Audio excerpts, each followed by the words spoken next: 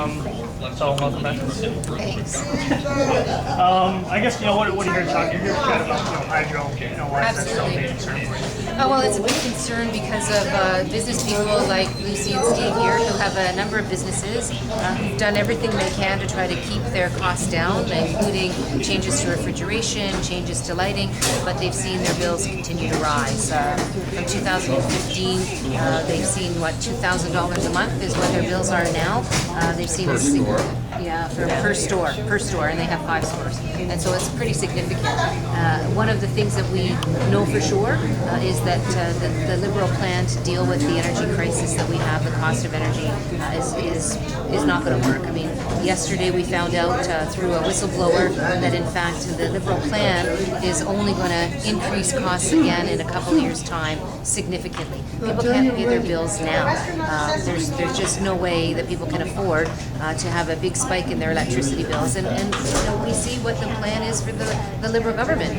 All they care about is getting through the next election, so they're more worried about votes than they are about the cost of electricity on people. That's why we have a plan that actually changes the system, that gets rid of time of use pricing, mandatory time of use, that brings hydro back into public hands. Right now we have foreign and private companies that are making tons of profits off of our electricity bills.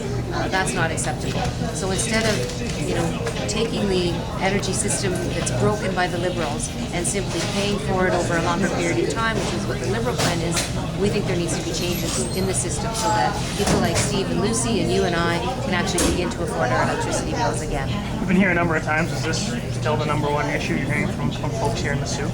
Well, there's no doubt that electricity prices are a big concern, and now, of course, with this unveiling of the Liberal plan and how much worse it's actually going to make it for people, I think people are going to continue to be worried. Healthcare is another big issue that people are facing. We've announced a pharmacare plan which will help businesses as well as individuals in terms of their access to prescription drugs. The bottom line is people expect a government that puts the needs of people first, and this government that we've had for far too long in our province actually puts the needs of insiders and well-connected Liberals ahead of the interests of the people.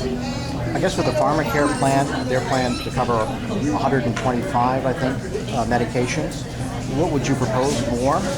No, in fact, their plan is, the Liberal plan is to only cover people up to the age of 24. Our plan is to cover everyone.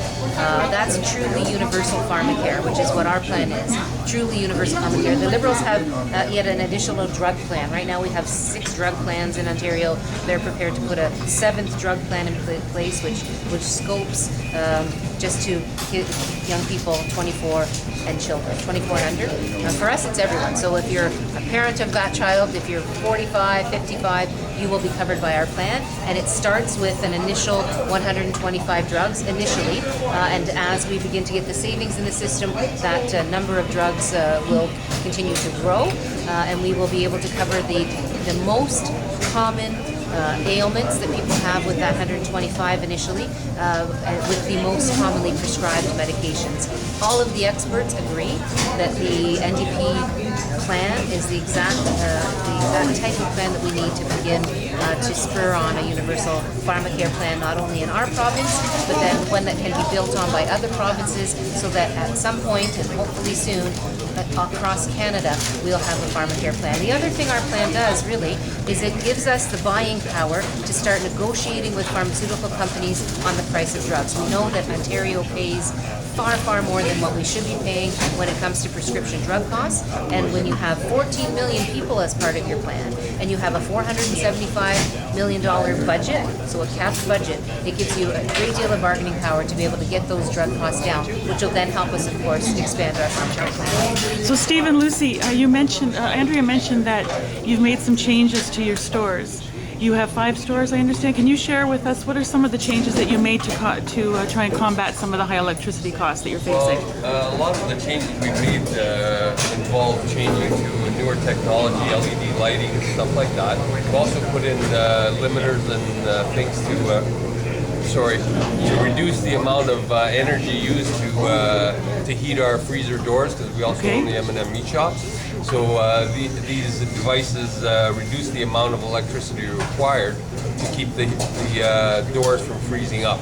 So we've done all kinds of things like that to reduce the cost, and also timers to keep things off when they need to be off. And all of those things have reduced the amount of use. However, the costs keep going up for the electricity. So you're no further ahead. You spend the money to get the devices that'll reduce your usage, but the costs keep going up. And you mentioned the costs in 2015. I think you had said that it's $2,000 per store. Over approximately 2,000. Yes, slightly over 2,000 per store. That's a monthly bill. Monthly bill. And was that compared to the year before, or how much? What were you paying? Well, she's more. Yeah, just to give me an idea of the increase. Well, I think since 2014 to date, we're showing about a 25% increase in our utilities costs. The notes that they sent us showed that their cost of electricity has gone up about $15,000 in just 2 years. Yeah. In just 2 years, time, 15,000. For the For the 5 stores. 5 stores. The stores are M&M, Shops and the country styles. 4 M&M meat shops? No, 3 M&M meat shops and 2 country styles. Okay. And are those all located in Sault Ste. Marie? Yes. Yes. Everything I have. So I don't know if you want to do some one-on-ones or.